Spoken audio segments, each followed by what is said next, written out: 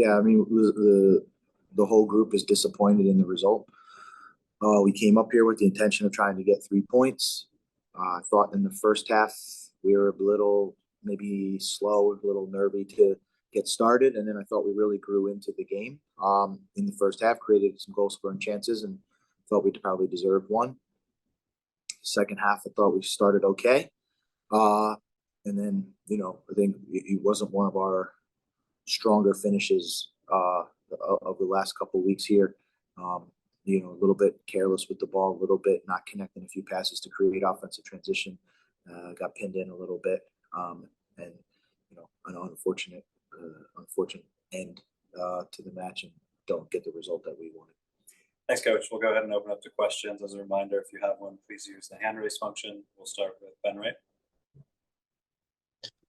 Yeah, BJ, you kind of just touched on the second half.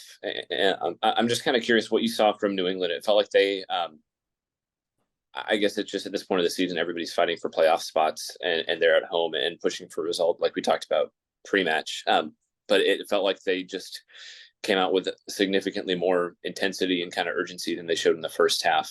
Do you feel like that's fair? And how do you feel like you guys reacted to that?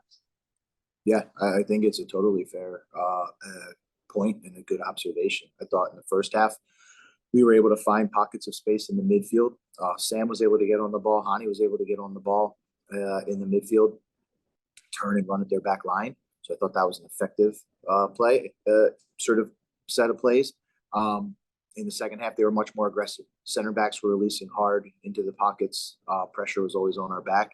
I don't think we did a good enough job exploiting the space behind the back line, especially guys from the in the defending and wide area, defensive line, wide areas. We had chances to play in behind that we missed, which led to some careless turnovers in the sort of middle third of the field. And they were able to, sort of sustain attacks on us. That was, where we began to win the ball was much deeper in our end, and it's always going to be more difficult to create those transitions. So yeah, I think they came out aggressive, and we didn't exploit the spaces that were open. Go ahead, Ben, if you have a second. Yeah, just kind of looking around the table, just feels like a lot. I mean, obviously this result, but then some of the other results are just around the Eastern Conference were kind of tough for you guys. What's kind of the priority now, looking forward at the last 3 games, and kind of has the message changed at all, or is it still kind of focusing on the same things that you guys have been working on this whole time? Message doesn't change. We came here, we came here with an aggressive mindset to try and get 3 points. We know 3 points is our way to climb. I don't think chipping away at 1 point here and there is going to really, make a big difference at the end. So the risk reward of going for 3 versus holding on for 1, I think was a calculated risk that we tried to take. And with that, the message stays the same. We're going to have DC United here on Wednesday at home, and we're going to go. We have to go for 3 points. That's the only thing that we can control. We don't control the games around us. We don't control the table. We control our performances, our mentality, and we're going to go as long as we're fighting. We're going to fight. As long as we're alive, we're going to continue to fight. Jacob James. Yeah, BJ, I guess is it easier or is it harder to regroup from a loss, especially one this crucial, when you have 3 games before you play next, as opposed to maybe a full week before your next game? I don't think things are easier or harder to get over. This result hurts tonight. So we're not happy with the way we played, and we're not happy with the result.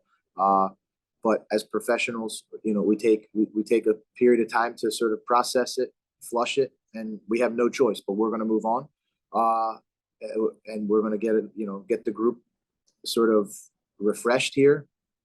At the same time, look at things that went well, look through our phases of play, continue to go on a process.